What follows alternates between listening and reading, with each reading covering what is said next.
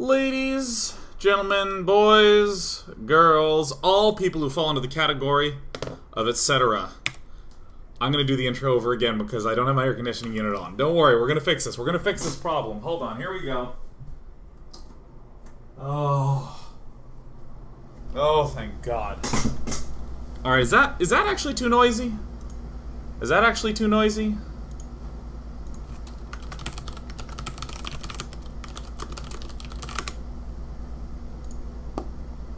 Is that too much? Let me know. It's too hot. It's too hot in here. False start, 5-yard penalty. 15-yard penalty. I don't know what the penalty is. Alright, standard white noise. Alright, going live in 10, 9, 8, 7, 6.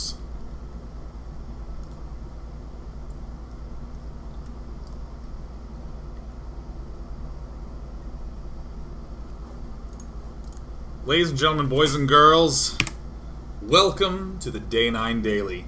Where, oh my God, into my normal introduction. Wait, let me do this again. It's Tuesday, January 15th, 2014, and welcome to the Day 9 Daily, where we learn to be a better gamer. In particular today, you might be unable to hear me well, and it's because I turned my air conditioning unit on max. Let me tilt it down a little bit. Here's my butt. There it is. Alright. I've set it to low. There you are.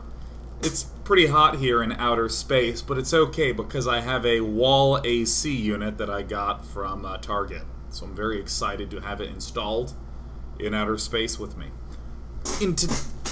In today's episode, we're going to take a look at Classics Protoss versus Zerg, the styles that he used to defeat SoO in the recent GSL Code S Grand Finals. Protoss vs Zerg is something that I actually haven't done in a while. I was kind of surprised to see that, so we're doing it. The general theme that we're going to see is that Classic isn't going to do anything particularly, as I call it, non-standard. He's not going to do anything really that unorthodox, but we're going to see some very sexy attack timings that he does throughout. It's using the same units as everyone else, but doing more with them, getting value out of standard. And what I really like with Protoss is that you can see pretty clearly why he can do stuff and why he can't. For instance, with a Terran player, you'll see a Terran player move his Marines out and then just sort of head back home, and you kind of just gotta know that that's safe to do at that point in time. With Protoss, we're going to see a lot more transparent, clear reasons that these aggression bits are so strong. And the answer is Mothership Core and other assorted pastries. So yeah, that'll be great. Anything else cool? Oh, thanks everyone for watching Red Bull Battlegrounds. My voice is still a little bit deep. It's like maybe 2 notes deep. Just doing a little bit of voical recovery yesterday and today. I'm still super tired. But that was wonderful to have you there. Had a lot of fun in Atlanta, and I really apologize to everyone who stayed after on Sunday. I literally, like 5 minutes after the award ceremony ended, I was in a cab to the airport, and I barely made it to my flight. So sincere apologies for everyone who stayed after. Hopefully at the next event. Either way, I want you to know I feel guilty. Detroit's going to be coming up at the end of August, and I'll be at that one as well. Woo! Woo! Also tomorrow, you know what, let me just explain the whole week to you. I'm tired. Events are tiring, man. They're just, in a vacuum, they're actually just fine, good, packed chunks of work, but when you work like a full week and then get on a plane and work like a full weekend and then come back on Monday, ooh, you get tired. So of course, rather than not do work this week, we're going to do fun work. Tomorrow's Decktacular is going to be some fancy schmancy dicking around with a Spell Power Shaman. Bam! Probably going to play something very derpy on Friday. I was thinking the new Deadly Rooms of Death game. Ooh, that's a little bit fancy. Also, Thursday, going to be doing, hopefully, Bombers Mass Marine versus Zerg style, because I think that was beautiful. Just a lot of relaxation, a lot of fun. And that'll be good. How are you? I mean, now this is a moment where normally we'd go straight into the show, but you know what? We're just taking it easy. Oh my god, thank you so much, Leah the Shadow. The Spell Slingers Season 2 Episode 1 release is on Thursday. Not today or tomorrow, but Thursday. Spell Slinger Season 2 is on Thursday. Spell Slinger Season 2 on Thursday. Fun Day Monday is going to be coming up on Monday, and it's on the website, so you can find the topic there. In other very exciting news, there is a show that I've been wanting to do for a very long time called Mostly Walking, where I play adventure games with my friends Sean and Bill, particularly old bad ones. Do I have the banner here? This is the longest intro you'll ever see. Do I have them? Are they in my downloads folder? I don't know. We're going to do some hunting for it. But man, I'm really excited, and the tech problems are getting solved. I'll likely have an episode within a few weeks. And I'm kind of saying that out loud so I can commit to it. No, I don't have the graphics on this computer, but I'll show you later. Whatever, let's go ahead and do this. Let's go ahead and do this. Char71, welcome to the day nights. Char. Yachar. Alright, here we go. Bottom right corner. Classic. Versus SoO. The map's King Sejong Station, and I don't even want to go into particularly extensive detail about why, or what the big formations of the map are. We'll see plenty of that. I'm hoping that we'll get the chance to go through 3, maybe 4 games. There's 3 that I definitely want to watch, 2 wins and a loss, and maybe we'll get some Bone-Eye games, because the plural of bonus is Bone-Eye. Right, children? Right, little juvenile people who enjoy sexual innuendo. Don't you love that one? Perfect.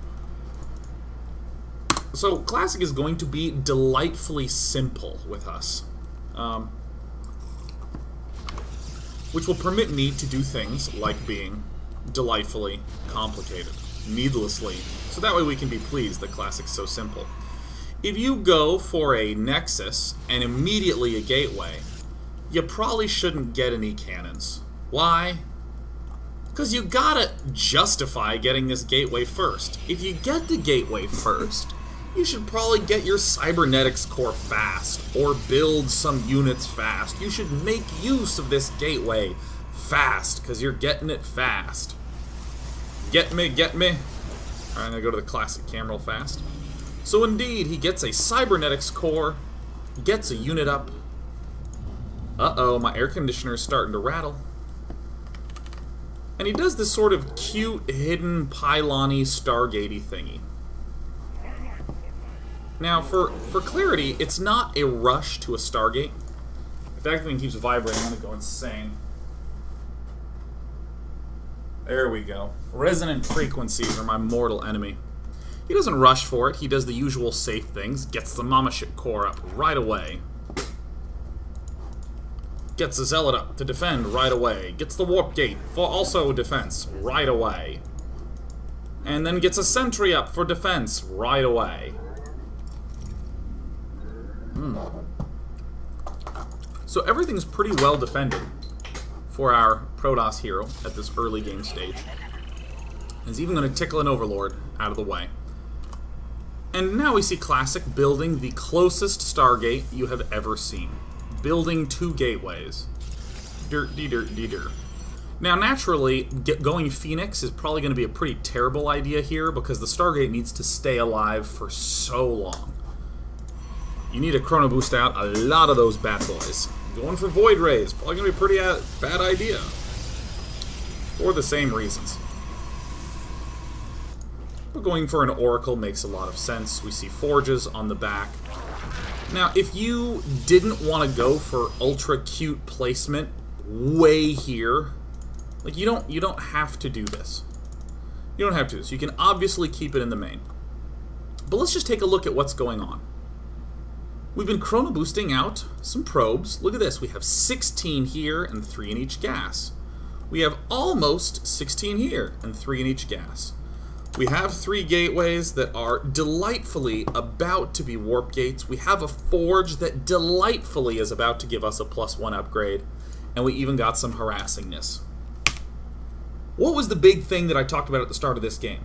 A standard opening. Standard stuffs, but doing more with those standard things. Attacking more. And doing it in kind of an obvious way. So hey, we want to deal more damage with our air play. What we could do is do a very different build, where say we go Gateway before Nexus, and then build a Stargate. Or we could just change positionings. I actually think this is very, very clever. Nothing wrong with doing the standard, putting it here, but notice how the build order doesn't change. The placement changes, and it allows us to do more. So a lot of times, a Zerg player will start this Spore Crawler at 8 minutes. And Mr. Overlord gets the, oh my god, oh my god, oh my god, oh my god, oh my god, oh my god experience of, oh my god, let's build the Spore Crawler right now. Ah!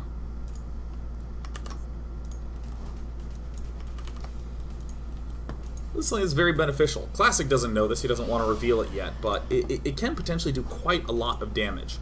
And on the back of this is another very expected, another very strong move to take this base. Now here's where I want to stop and describe what is fairly common at this point. To get a Twilight Council, when this is half done, to get +2 and to get Blink out of this Twilight Council, and to do a big old push with gateways. Let's talk about that. Everything that we're seeing out of Classic, we can sum up. He gets 3 bases really fast, and then a whole bunch of gateways with Blink +2 Stalkers. This is what allows the Protoss to deal some damage, to attack the Zerg player, to apply a little pressure, so that way Zerg's not just endlessly building stuff. From a Zerg point of view, you kind of have this feeling of I'm building up and oh my god, I'm getting harassed by air. And then I get a little bit of a breather, and I can get my bases. And then, oh my god, now we're having the big attack occur. We're going to see Classic do another attack squeezed right in the middle of that, before Blink comes out. So this is where I actually do want to slow it down, because, again, it's going to be a standard-looking thing. We see hallucinated phoenixes going in, nothing new there. We see some pylons, a photon cannon going down, nothing new there. Scouting with the Phoenix, and now we got 2 oracles. Again, nothing particularly new here. This is just good old harassment stuff. Just marching in, right? Doesn't surprise us. Twilight Council going down. Doesn't surprise us. Gateways going down. Doesn't surprise us. Here's what does begin to surprise us. We start to see a lot of sentries get produced. More units begin to move out. And Classic is going to be burning all his gateway juice, making additional units. Typically what we see here is 8 gateways. We see 8 gateways, and we see no gas geysers here. The Protoss players devoting tons of energy to making this Blink +2 attack really strong. There's a weird thing that's going to happen with Classic that it makes weird amounts of sense. I don't know, let me tell you what's happening, you'll tell me if it's weird. Classic is going to spend all his money now building units, which means he can't afford to build extra gateways. But in like 3 or 4 minutes, Classic still doesn't have that many gateways, so Classic's going to have extra money later. So if you are trying to be aggressive and you're building lots of units now, you shrink the number of production structures you have, which gives you more money later. It obviously makes you weaker later on, but watch how Classic's economy lines itself up very elegantly. For clarity, if you are thinking that this is going to be a game about tactics and micro and all that stuff, this is much more about the way that your economy is changing over the course of these build order decisions. So cool. Twilight Council Forge wrapping on up. Here's another very interesting move. Very often players delay this a lot because they want those 8 gateways out. But look at this. With just these 3 puppies building stalkers already. These guys aren't even done. Blink coming out. Now these oracles are doing an extremely responsible thing. What did we say it was like for the Zerg? For the Zerg, it was like, oh my god, air units hitting me in the main base. Ah! And then a breather. And then a little while later, oh my god, he has a huge 8-gate blink attack coming up. Whoa! For a Zerg player, most Zerg players will perceive themselves to be safe until about 12. They'll perceive themselves, against a 3-base Protoss, to be safe until about 12. Which is what allows them to take these bases 4 and 5. Look at how fast. Jesus. SoO already has Spire, Infestation Pit, Roach Speed, range. I mean, he's getting, like, everything. So upon getting this nice scouting information, obviously if the Zerg player's low on bases, like, say, if the Zerg is just sitting on 3, you don't have to make an attack, but just the existence of the 4th base. Classic doesn't even see the 5th go down. But hey, remember that talk about extra money that you'd have? Extra money, great, let's get the assimilators up. Building lots of stalkers to be aggressive now. We wouldn't really have the money to be able to do this and be able to get this robo facility up. Look at this awkward attack timing by usual measures of us. Oh, I don't have +2 yet, I should wait. Oh, I don't have blink yet, I should wait. But come on, man, we got a mothership core with plenty of energy. Push with it. Let's try to punish this player who seems to be greedily going for a 4th base. And amazingly enough, we are ahead of the Zerg player's roach speed. We're ahead of this player's Zergling speed. And suddenly we get the opportunity to see why our Classic was willing to build 2 oracles at the start of the game, rather than phoenixes and that sort of thing. These oracles are amazing damage dealers in this fight. So this moment where the cancel doth arriveth, we really see the primary main goal of Classic in all of this, which is to lock SoO out of bases 4 and 5 as often as possible. Those are the big targets. Still dealing little bits of harassment. These guys have been pretty good. I mean, it's not a wild amount of drones killed off, but very interesting. Classic just moves forward, kills it off, and pulls right back again. Remember this robotics facility that we saw pop down rather early? Well, now it's giving a warp prism, which gives Classic another opportunity to be aggressive again.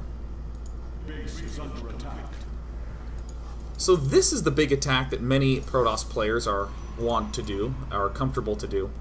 This Blink Stalker Sentry shenaniganry. But here Classic snuck in an extra little push at a weird time. This is neat. I find it quite neat. And hey, since we only have 6 gateways, actually let me just remove this. Since we only have 6 gateways, we have a little bit of extra money to be able to get the Robo Bay, to be able to get +3 in a moment. Generally good gameplay, launching Phoenixes out in all directions. Excuse me, hallucinating Phoenixes out in all directions. Notice that Classic is not blinking forward to chase those down. Being a little bit careful. And of course, the benefit of having gone Oracle attack, non-blink attack, followed by blink attack, there has never been a good opportunity for SoO to hide his tech. Yeah, he got the Spire up and is looking for a chance to move in, but he hasn't done it yet. So Classic now has the luxury to be able to build cannons in the vulnerable spots and to be able to get Stargates up. And in fact, get Stargates in the place of this Robo tech switch. So obviously what's letting this succeed is the fact that we have force fields, we have blink, we have maneuverability. The mothership core is, I think, kind of in an understandable position. It's back home to defend against possible counter-mutas. Those could be here with this force, arguably.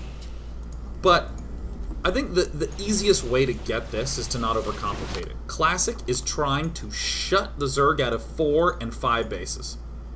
If Zerg is just on 3 bases, doesn't even really matter what Zerg's doing, he's gonna lose. He doesn't have the gas count. Protoss on 3 bases, will always beat a Zerg on 3 bases. Assuming the Protoss is good, and Classic is good, and you know what? You're good too. And this Warp Prism that was built oh so long ago, notice what this is allowing Classic to do. The normal Blink Stalker Sentry push has to have reinforcing pylons. Has to have those. But by getting this Robo facility fast, we get the Warp Prism fast, which means we get to move this army forward very aggressively and keep reinforcing it.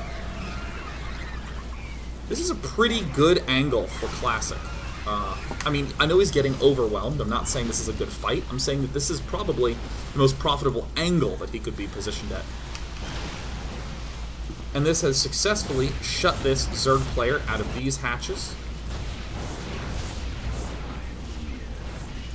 And there's going to be a little recall home, joink, fadoo.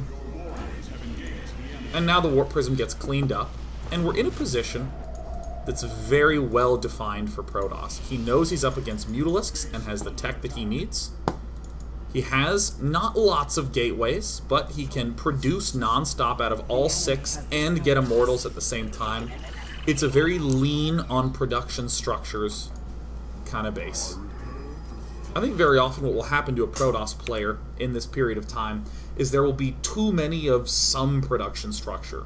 Like, most common is, I'm going to open up with a big 8 gateway attack, and now I'm getting my Robo for Colossus, and oh my god, you're going Mutas. Okay, 3 Stargates, and then this Protoss player is not really using the Robo or all the gateways at all points in time, and is flooding Phoenixes, and then sees more Roaches, and then kind of stops building Phoenixes and starts chrono boosting Immortals. There's, you know, it's a very up and down use of everything. This is really lean. So to really appreciate it, we're going to watch through it one more time, where we might want to look here and say, oh my god, look, 180 to 127, but we got a Zerg player with no 4th base. Look at this Zerg player.